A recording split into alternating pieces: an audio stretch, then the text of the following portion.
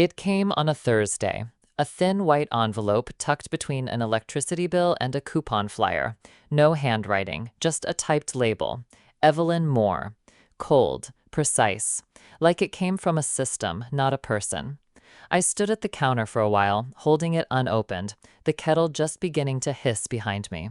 My fingers knew before my eyes did, the way the paper bent, the weight of it. You can feel when something isn't meant for you, not really.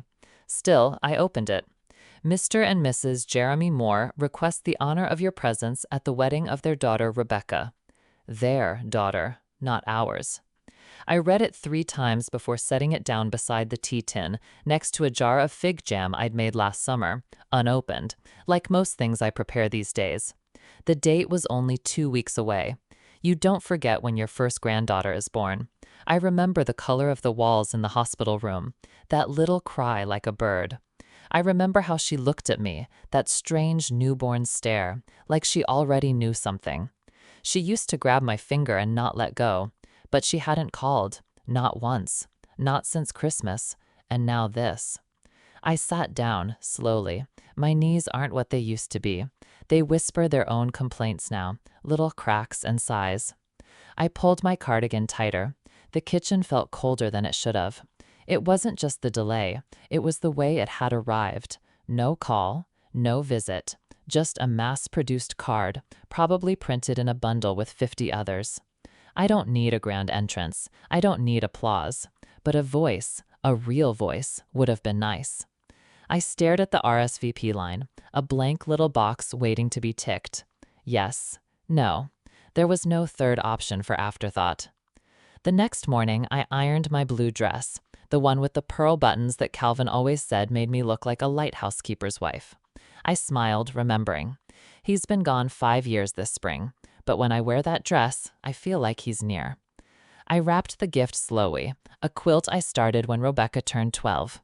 It has bits of her childhood sewn in, a corner from the dress she wore to church, a square from her old bedsheet, the one with the stars on it. I'd been adding to it for years, even after she stopped visiting. I tied the ribbon 3 times, then untied it, then tied it again. I didn't know where I'd be seated. I didn't ask. I arrived early. I always do. Habit, I suppose. I like to see things before the noise starts, the flowers before they're picked over, the sunlight before it gets trampled. The venue was lovely, white chairs on green grass, everything just so. I saw Linda, my daughter-in-law, bustling around with a clipboard like she was running a factory. She waved when she spotted me, too quickly. Not warmth, relief. Like a box had just been checked. "You made it! We weren't sure," she said. I wanted to say, "You were sure enough not to call," but I just smiled. "Of course," I said. "Wouldn't miss it." My seat was in the 4th row, behind distant cousins and Jeremy's coworkers. No one next to me. I sat with my hands folded in my lap, the quilt on my knees. The ceremony began. Rebecca looked beautiful, a woman now. But I searched her face, trying to find the little girl who used to fall asleep in my lap. She didn't glance my way. After the vows, I stayed seated while the rest swarmed to the reception. I needed a moment, just to breathe. A small boy wandered by with a toy car. He looked at me and said, "Are you the grandma?" I smiled, gently. "Yes, I suppose I am." He nodded, like it made sense, then zoomed off. That was the only time someone used that word all day. I left before the cake. I left the gift on the table with the others, though mine had no tag. If they wanted to know who it was from, they'd have to recognize the fabric, the stories sewn into it. And maybe they wouldn't. Maybe that's what time does. It unthreads things, softens the edges until you can't tell what came from love and what came from obligation. But that night, when I hung the blue dress back in the closet, I felt something loosen in me. Not anger, not quite sadness either, just space. Space where the expectation used to be. And sometimes, space is the only gift we're left with. But it's also the only place new things can grow. I started the dress on a Monday morning. The light was soft that day, pouring through the kitchen window like it had been poured just for me.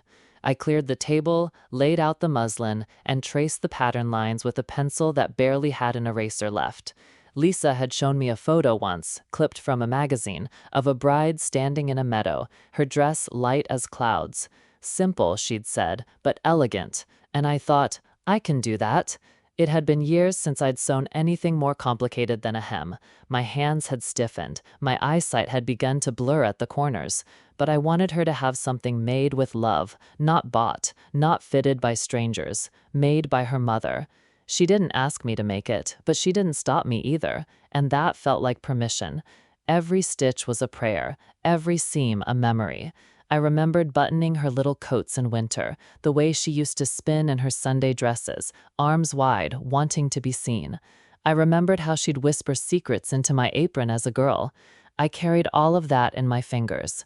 But the lace was too fine for me. I couldn't get it to lie flat along the collar. I unpicked it 3 times. On the 4th, I cried. Not loud, just a quiet letting go, the kind you don't wipe away because no one's there to see it anyway. I folded the dress in a pillowcase and took it to a seamstress on Willow Street, a woman named Marta. She was kind. She didn't ask why it was uneven, just patted my hand and said she'd take care of it. I paid in cash. I'd been saving from grocery money. A little here, a little there. No one noticed. Lisa tried it on a week before the wedding. She turned in the mirror, frowned, and said, "It's a bit dated, like something from your generation." I smiled, too quickly. "I can adjust it." She didn't answer, just kept staring at herself. Later that evening, she said she might wear something else, something from a boutique in the city, just in case. I nodded. My throat was tight, but I nodded. On the wedding day, she wore the dress, mine, ours. But there was no mention of where it came from, no smile in my direction, no whispered thank you. People said she looked radiant. They didn't know the hem was held with invisible thread I'd redone twice in the dark. They didn't know the lace on her sleeves had once been on my wedding veil. I sat near the back of the church. I wasn't needed for photos. My corsage had wilted by then anyway. I watched her walk down the aisle, arm in arm with Tom. She was glowing. Her eyes were fixed straight ahead. Not once did she turn to see if I was watching. After the reception, I stayed behind to help clean. It's something mothers do. We stay to gather what others leave behind. I found a napkin with a smear of lipstick, a shoe left under a table, a strand of her hair caught on a chair back. Tiny remnants, proof that she'd been there, proof that I had too. A few weeks later, I saw photos online, professional ones, edited and bright. She looked like someone else, someone I didn't raise, didn't braid hair for, didn't sit beside on sick nights. One comment read, "Stunning dress. Who's the designer?" She replied, "A little vintage, something I found tucked away." Tucked away. I closed the browser and turned off the light. Maybe I should have signed the hem, like artists do, a secret stitch somewhere only I would know, a way to say, I was here. But mothers don't sign their work. We just give it away, quietly, and hope it's enough. The quilt I made for Rebecca is still folded in my chest, waiting, the one with the stars. I wonder if she'll say it was too heavy or not her style. Maybe it'll end up in a closet, or worse, a thrift shop. But I'll keep making things, with these tired fingers, with this old heart. Not because they'll notice, but because it's what I know how to do. To love without being seen. To mend, even when no one asks. There's still a faint smudge of red on the kitchen wall, right below the light switch. It's been there for over 30 years. Crayon, cheap wax pressed hard into old paint. I could have scrubbed it off. I even tried once, with vinegar and a rag, but then I stopped, because it was his. Jeremy was 3 when he drew it. A crooked heart, a purple sun, and a figure he said was me. Mima, he called it, called me. He was too small to reach, so he dragged a chair over from the table. I walked in just as he finished, holding that red crayon like it was a wand. He looked up, eyes wide with pride. "It's you and me," he said, tapping the wall with his tiny fingers. I should have scolded him. I didn't. I sat down on the kitchen floor right beside him and told him it was the best thing I'd ever seen, and I meant it. He used to follow me everywhere, always with a question or a sticky hand. He liked to help stir cookie dough, even if most of it ended up on the floor. When he was sick, it was me he wanted, not his father, not even Lisa, just me. He'd curl up on the couch with his head in my lap, and I'd stroke his hair and hummed a lullaby my mother once sang to me. And now? Now I get emails, dry ones, efficient, hope you're well, we'll keep you posted, regards, Jeremy. Not love, not your son, just a name, one I gave him, now signed like a stranger. The last time I saw him was Rebecca's wedding. He gave me a stiff hug and asked if I'd found parking. That was it. No time to sit, no stories. After he and Linda moved to the new house, the big one with the curved staircase, I stopped being invited for birthdays. It's just a small thing this year, she'd say, mostly their friends. I'd offer to bake the cake. No thank you, they'd ordered one. I'd offer to help clean. No thank you, they had someone coming. It's strange how a person can still be alive and yet feel erased. There's a photo of Jeremy in the hallway. He's 5 in it, smiling up at the camera with cake on his cheeks. He's holding a handmade crown we cut out of cardboard together. He used to tell people I was his best friend. I think about that boy sometimes, where he went. I remember when he broke his arm on the monkey bars. He cried all the way to the hospital, and I held his hand the whole time. He wouldn't let go. Not even when the doctor came in. I wonder if he remembers that. Last week, I got a message from Linda asking for our family recipe for peach cobbler. Rebecca wants it for a party, she wrote. I stared at the screen for a long time. The recipe isn't written down anywhere. It's in my hands, my muscle memory, my pinch of this, my just until it smells right. I thought about sending it, but I didn't. Instead, I took peaches from the pantry and made a cobbler myself. I ate a slice alone at the table. The rest I packed up and brought to the old shelter down the street. The women there smiled, and one of them said, "Tastes like summer." And suddenly I felt something I hadn't in a long time. Seen, useful, warm. Jeremy hasn't been inside this kitchen in nearly 5 years, but that red crayon heart is still here, faded now, just a whisper on the wall. But it's proof that once I was his whole world. That once, love didn't need a signature line or RSVP card, just a crayon and a wall and a child who saw me. I found it folded neatly on the chair where they told me to sit. Cream cardstock, gold lettering, smelled faintly of lavender and ink. I thought maybe it was a favor at first, some pretty little souvenir. But when I opened it and saw the headings, welcome, acknowledgments, special thanks, I knew what it was. A program. Rebecca's baby shower. Not a wedding, not a funeral, just a celebration. And yet somehow, even here, I was missing. I ran my finger down the list. Linda's name, of course, hosted by the proud grandmother-to-be. Even her book club was mentioned.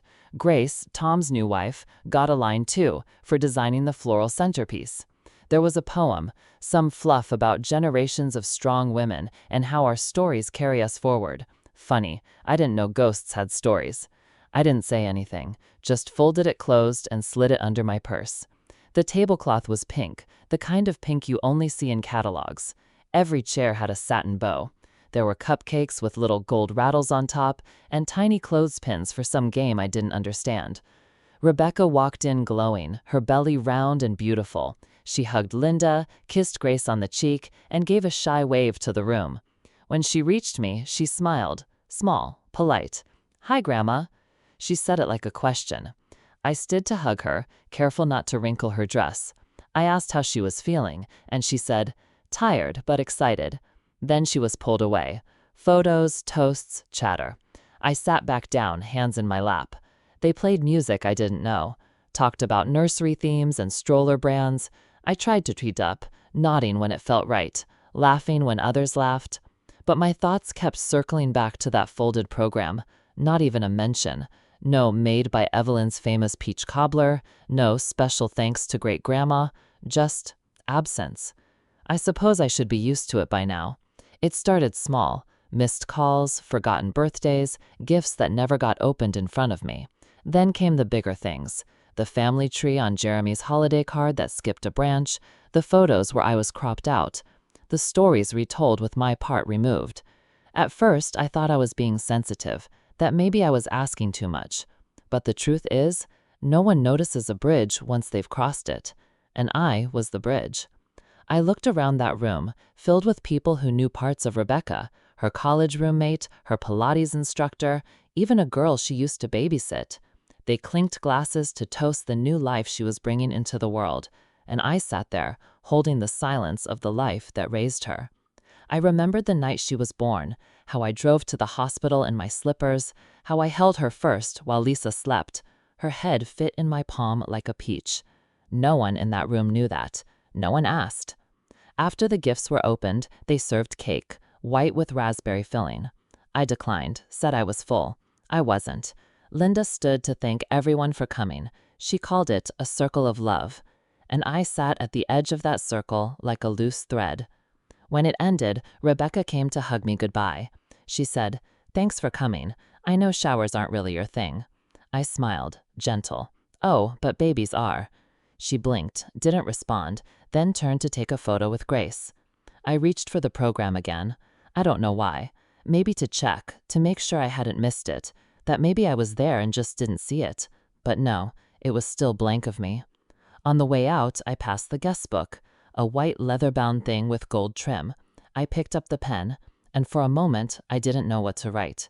Then I simply wrote, "From the woman who held her first." I didn't sign my name, because it didn't seem to matter. It was Rebecca's baby blessing.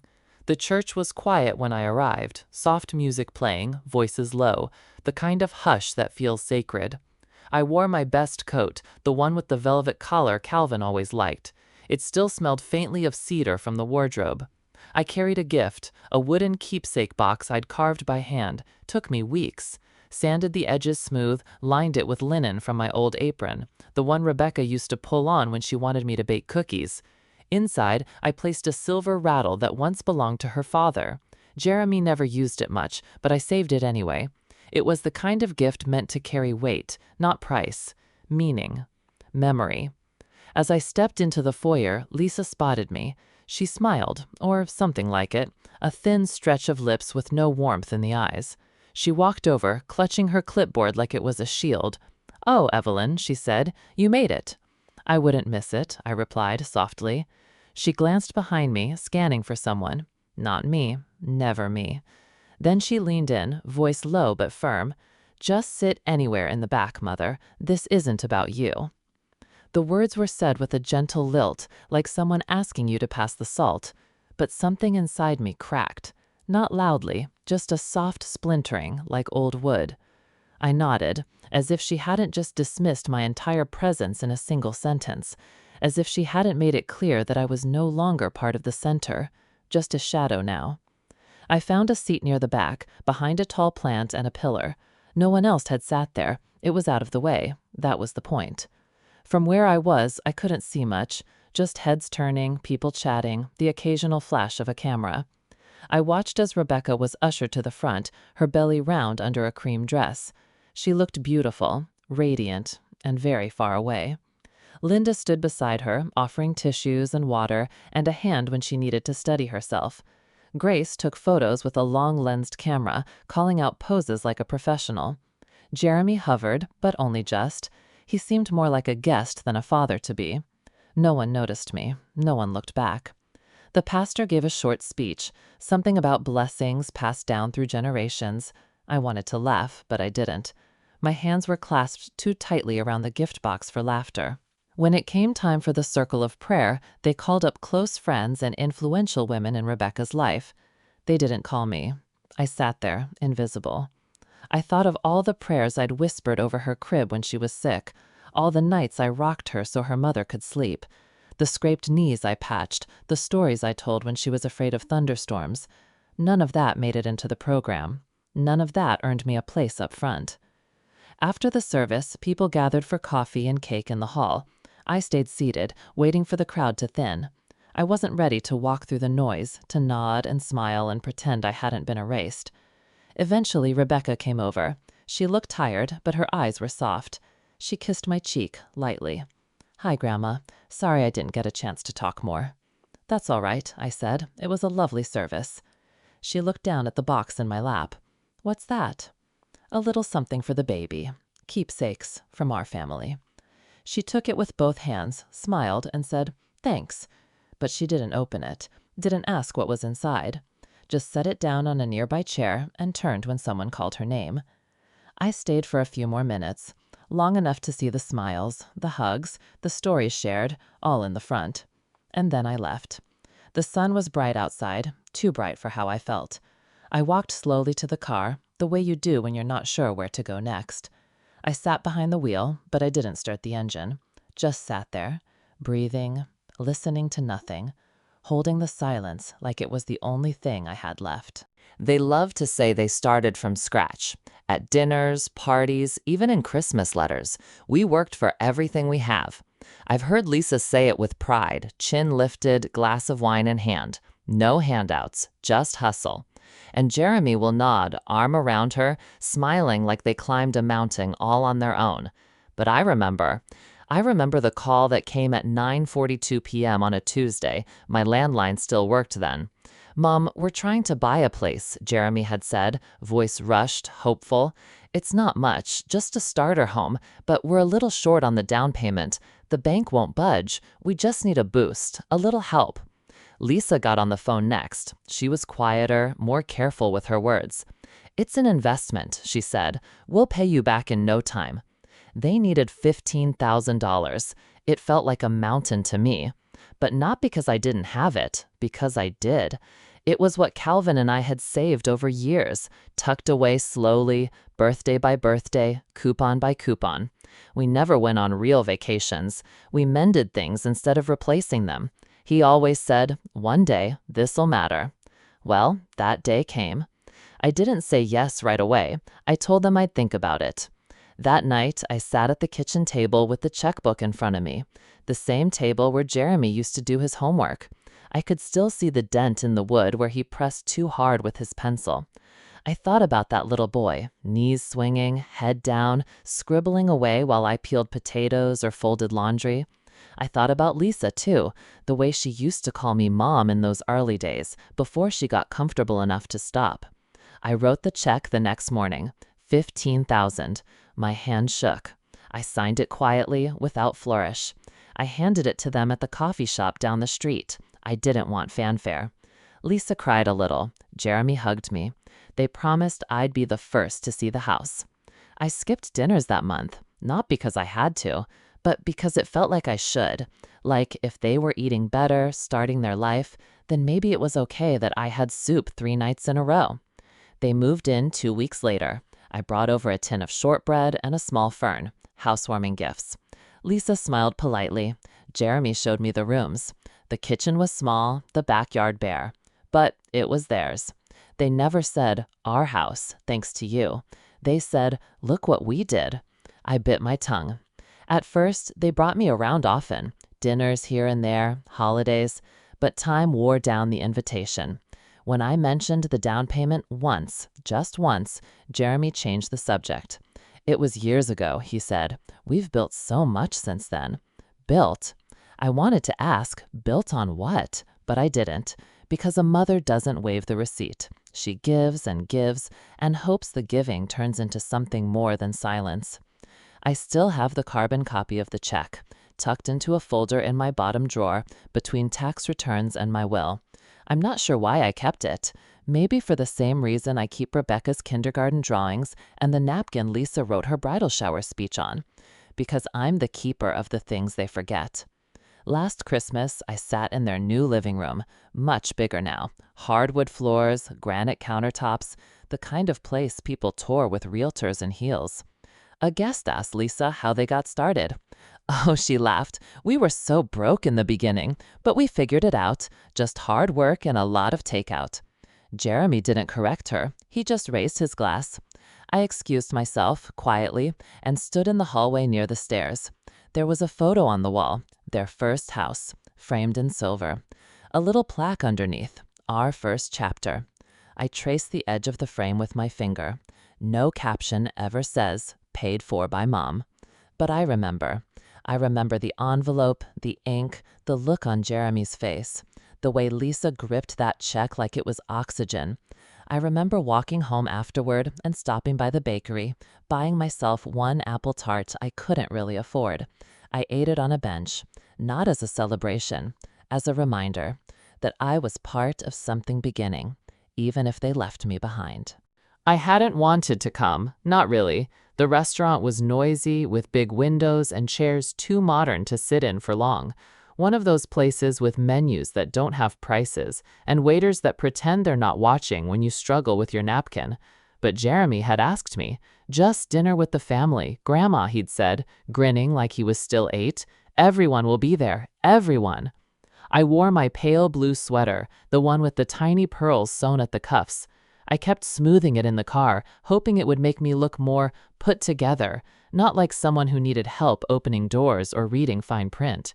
When I stepped in, no one looked up. They were already seated. Tom, Grace, Rebecca, Jeremy, all talking, half laughing. I walked over slowly, heart knocking louder than my heels. Grace looked up just long enough to say, "Hi, Mom, we already ordered starters." No hug, no space cleared. I pulled a chair myself. They talked over each other about work, traffic, something Jeremy's wife posted on Facebook. No one asked how I got there. No one noticed I hadn't touched the menu. That's when the waitress came. She couldn't have been more than 20. Chestnut braid, freckles, name tag that said Anna. She placed a glass of water in front of me gently, like it might break. Then she leaned close and whispered, "You must be Jeremy's grandmother." I blinked. "Yes," I said. Her smile was soft and sure. "He talks about you all the time." I didn't know if it was true. Maybe it was something she said to everyone. But still, I nodded, and something loosened in my chest. She looked at me, really looked, not past me, not around me, at me. And for the first time that evening, I felt like I was part of the room. I watched her refill glasses, balance plates on her arms like a dance, and every so often glance over as if to check if I needed anything. Meanwhile, Rebecca scrolled through her phone beneath the table. Tom kept bragging about a house he hadn't even bought yet. Jeremy laughed with his wife about a video I hadn't seen. I sat there, hands folded, pretending to sip water, pretending I wasn't invisible. The food came. They dug in. No one asked what I wanted. No one noticed I hadn't ordered. Anna returned with a small plate, grilled vegetables, and soft bread. She placed it gently before me and whispered, "On the house. My grandma likes these." I don't know what gave me away, the silence, maybe, or the way my shoulders curled. But kindness has a way of slipping in through the cracks people leave behind. I ate slowly, grateful. The vegetables were warm, just enough salt. The bread was soft in the center, crisp at the edges. Someone had cared enough to time it right. I watched my family talk, laugh, argue, forget, and I thought, this is what it means to be old. Not the wrinkles or the weak knees. It's being in the room and not in the conversation. It's being loved in theory, but left out in practice. Anna brought the check to the table, but handed the receipt to me. "You remind me of her," she said, "my grandma. Quiet, but you see everything." I smiled then, not for the compliment, but because she noticed the quiet. No one else had. Outside, the wind had picked up. I pulled my sweater close. The pearls at the cuffs glinted faintly in the streetlight. Jeremy called out, "Grandma, did you Uber here or—" I turned. I took the bus. His face fell. "You should have told me." But I had. Maybe next time I won't come, or maybe I will, just to sit and see if kindness shows up again, even if it's not where it should, because sometimes it's the stranger with a braid and a soft voice who remembers you're still here. Not the children you raised, not the son you carried, just a girl with freckles and a plate of vegetables warm enough to break your heart. I wrapped it myself. Gold paper with a cream ribbon, nothing loud, nothing showy, just quiet, elegant, the way Harold would have liked it. He used to say there was dignity in simplicity. The ring had been his mother's. He gave it to me on our second Christmas, said it wasn't much, but it carried generations in its weight. I wore it through our leanest years, through babies and funerals and late-night arguments over bills and burnt dinners. After he passed, I tucked it away, not out of grief, out of hope. I told myself, one day, when Jeremy finds the right woman, and when he did propose to Rebecca, I thought, maybe this is it. She was lovely the first time we met, polite, smooth, fashionable. She smiled at all the right moments and brought a bakery box that she said she baked herself.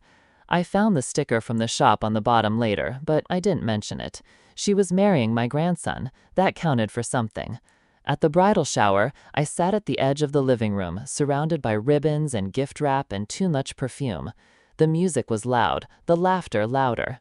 I watched Rebecca open blenders, toasters, a salad bowl shaped like a lotus, none of it personal, all of it from registries and online lists.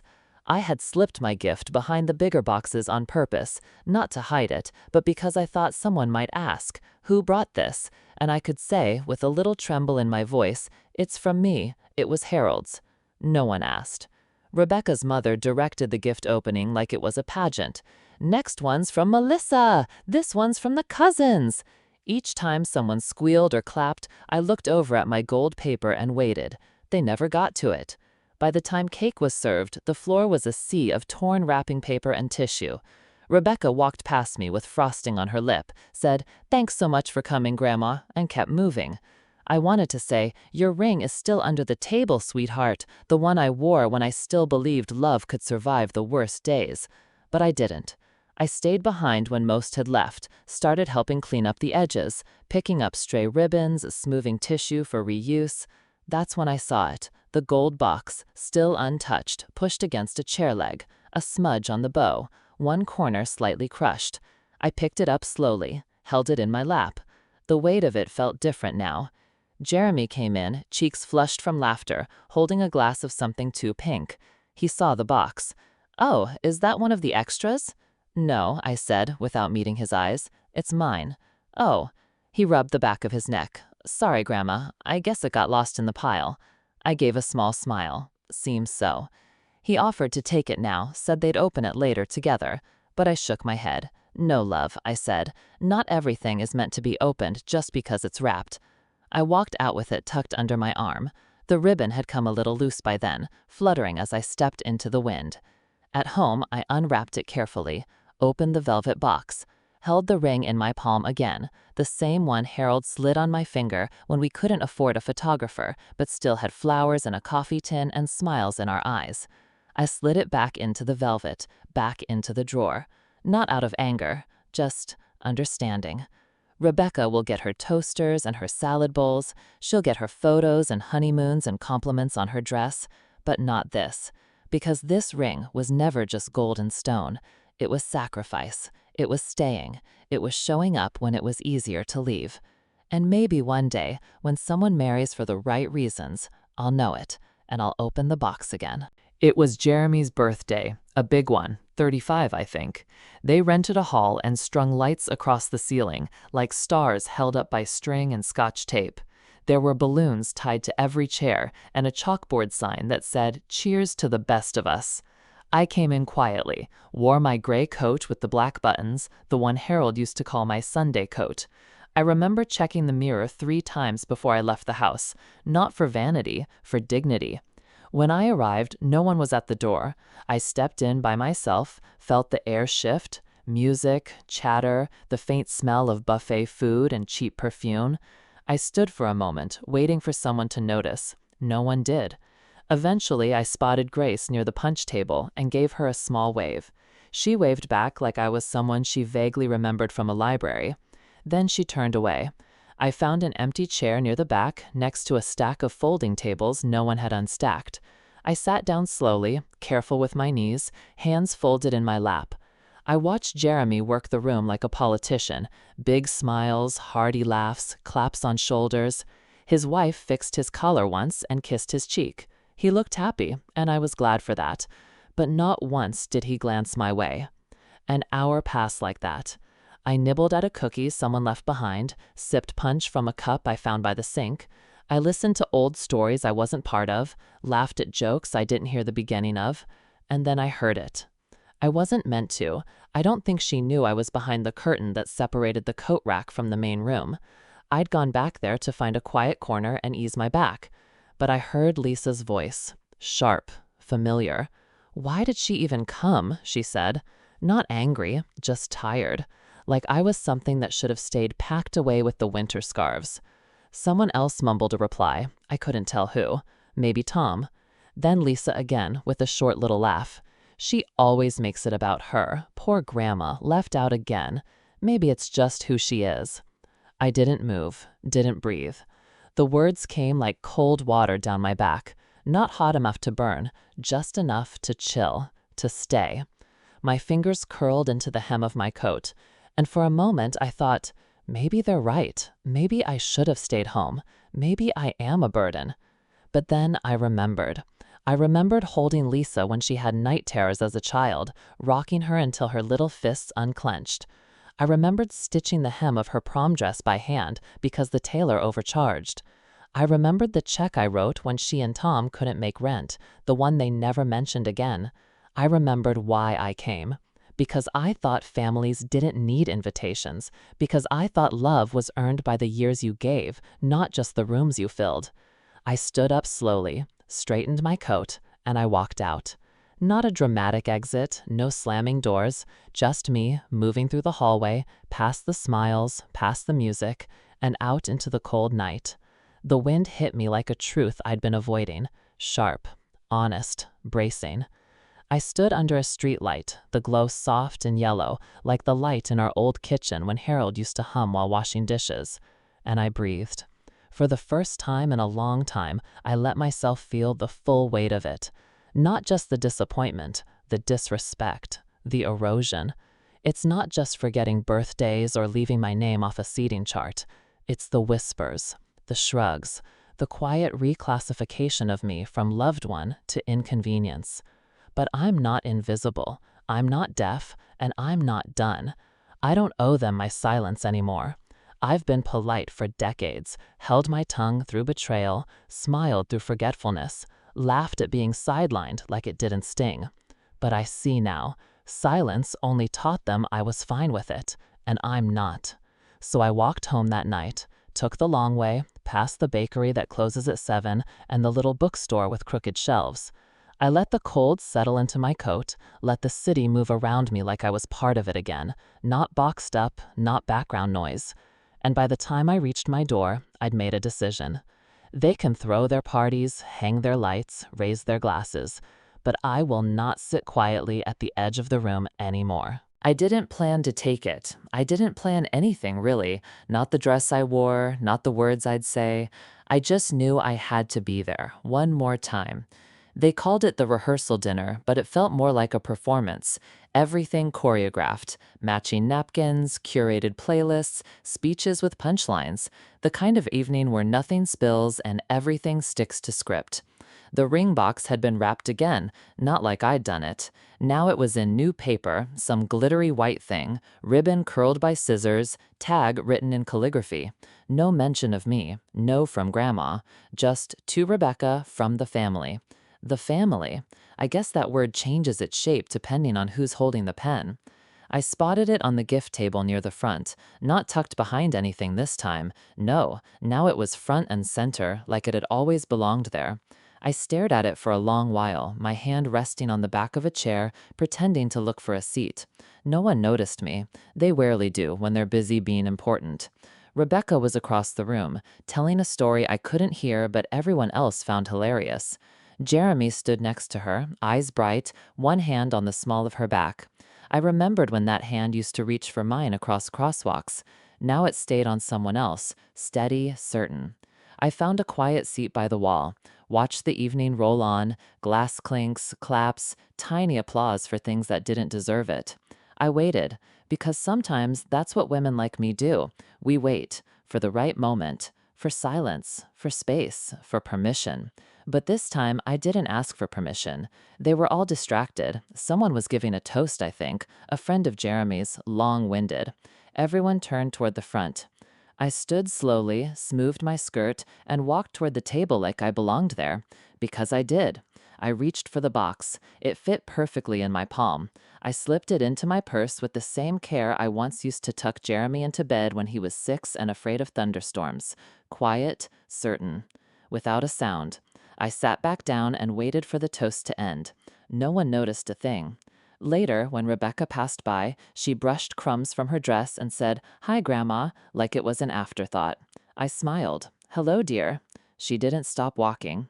That box, that ring, wasn't a wedding gift. It was a piece of me, of Harold. It was the memory of a vow made on a winter afternoon with shaking hands and hearts too full to speak. I gave it with the belief that someone would treat it like more than metal and stone. But laughter at the back of the hall taught me something. They don't remember what love costs, they only remember what it gets them. So I took it back, not out of spite, not to make a scene, just to return something sacred to its proper place. At home that night, I unwrapped it again. The new paper felt foreign, like it didn't belong to the box at all. Inside, the velvet still cradled the ring like it had been waiting for me. I ran my finger along the band. Harold's initials was still there, tiny and worn. I thought about the wedding ahead. The flowers, the dancing, the photos with bright filters and empty captions. And I thought, maybe they'll never notice the box is missing. Or maybe they'll ask. Maybe Jeremy will call. Maybe Rebecca will demand to know where her heirloom went. Let them. Because I won't lie. I'll tell them the truth. I took it back. Because love isn't a performance. Because Harold's memory isn't a party favor. Because promises don't belong in rooms that forget who kept them. They can keep their cake and speeches and curated joy. I'll keep what matters. The photographer never looked my way. Not once. He moved like he was painting a canvas only the young and polished were allowed to be part of. And I was just a shadow near the cake table. The wedding was beautiful. At least that's what everyone kept saying. I can't get over the flowers. Her dress, it's like a magazine cover. They make the perfect couple, don't they? And I nodded when people spoke, even if they didn't speak to me. I said, when they passed with champagne flutes and glances that slid past my face like I was scenery. I had arrived early, not out of eagerness, but because buses don't care what time you want to be somewhere, only what time they'll take you. I sat on the edge of a pew and watched them finish setting candles on the altar. The light coming through the stained glass window fell on my lap like it remembered I was there, even if no one else did. Jeremy walked down the aisle later, looking proud. Nervous, but proud. Rebecca glided in like a woman raised for this moment. She was lovely. I won't pretend she wasn't. And when she reached him, everyone sighed like something sacred had landed just right. The photographer snapped furiously. Click, click, click, flash after flash. I kept waiting for someone to say, let's get one with Grandma, or even just, would you like to join this one? But they didn't. At the reception, they posed with aunts and college roommates, coworkers, and cousins. Even Lisa's dog got into a shot. But me? Not a single frame. I tried not to let it sting, but it did. There's a quiet kind of heartbreak in watching your legacy play out without you, like being a ghost at your own wake, present, but not really, not in a way that matters. I remember standing by the dessert table, watching Rebecca's niece smear frosting across her lace dress. Everyone laughed, except me. I just stared at the tiny fork marks on the wedding cake and wondered what Harold would have thought of all this. He'd have made a joke, probably, something soft and teasing. He would have found me in the crowd, pointed the camera, and said, "Smile, darling, you're the prettiest one here." He always made me feel seen. Now I had to remind myself that I was still visible, still real, still deserving of being in the picture, even if no one invited me into the frame. Later in the evening, I wandered toward the photo booth. It was one of those silly setups with bows, oversized sunglasses, and fake mustaches. No one was using it, so I stepped in. I didn't grab any props. I just stood there, straight, still, hands clasped in front of me. The camera clicked 4 times, 4 little flashes. I didn't smile. I didn't pretend. I just let it take me as I was. The strip slid out from the side like a receipt for a life too easily overlooked. I took it, slipped it into my purse, and I left before the bouquet toss. No one called after me. No one noticed my chair sat empty after the dancing began. They'll look through their albums years from now and think, was Grandma there? And maybe someone will say, I think so. I can't remember. But I'll remember. I'll remember every forced smile, every tight-lipped toast, every sideways glance that said, she's still here? And I'll remember that I didn't wait to be included. I included myself. That photo booth strip sits by my bed now. 4 tiny moments. Not joyful, but honest. And when I look at them, I don't see loneliness. I see clarity. They built a memory that day, but I took the truth with me. I didn't expect to see Anna again. She was the waitress from Jeremy's birthday dinner, the one who looked me in the eye and brought me a plate without being asked. That night, her kindness settled over me like a shawl. I remembered her name, even though no one in my family remembered mine when they passed dessert. So when I walked into the small cafe near the bus station on a Tuesday afternoon and saw her behind the counter, I smiled before I could help it. She looked up, and her face lit with recognition. "Grandma," she said, just like that, like it was my real name. She wiped her hands on her apron and came around the counter to hug me. It wasn't one of those light, polite hugs, the kind people give out of duty. It was worn, real. We sat by the window where the sun stretched across the table like it was listening. She brought me tea, chamomile without asking, and a slice of lemon cake on the house. "I told my niece about you," she said. "Natalie. She's 17. Reminds me of you, actually. She's got that same kind of quiet strength." I raised an eyebrow. "Is that what you call it?" Anna laughed. "Absolutely.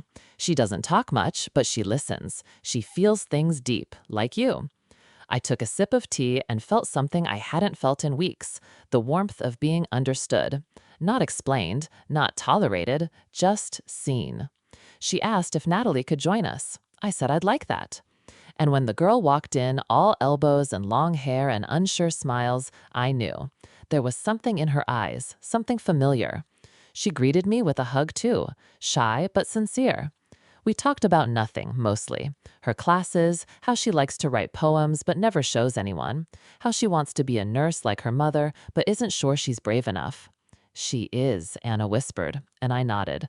"I can see that." The ring had been in my purse the whole time. I hadn't known why I brought it that day. I just did. Like my hands had made a decision my heart hadn't caught up to yet. When Natalie went to the counter for a napkin, I reached into my bag, opened the velvet box beneath the table. Anna's eyes widened when she saw it. It's beautiful." "It was mine," I said. Then it was meant to be Rebecca's, but the family it waited for never really showed up. Anna said nothing, just looked at me, gently, like she understood this wasn't just jewelry. It was a story that needed a better ending. When Natalie came back, I slid the box toward her. She looked down. "What's this?" "A gift," I said, "if you want it." She opened it, gasped softly, then looked at me like she didn't know what to do. I can't take this." "You can," I said, "because you'll respect it. You'll carry it forward. You'll remember what it stands for." She blinked fast. "But why me?" I smiled. "Because you hugged me without knowing why. Because you listen, because you look people in the eye. And because love, real love, needs to be given where it can live." Her hands were shaking when she took it. She held it like it was something sacred. Then she leaned forward and hugged me again, longer this time, tighter. "Thank you," she whispered. "I'll treasure it forever." I closed my eyes, just for a moment, and I felt Harold there, in that sunlight, like he was nodding, like he approved. I didn't cry, but something inside me loosened. We stayed there for another hour, talked about things that didn't matter and things that mattered more than anyone else would understand. When I finally stood to leave, Natalie followed me to the door. She held the box close to her chest. Anna whispered, "You just changed something in her." I looked at them both. Maybe she changed something in me.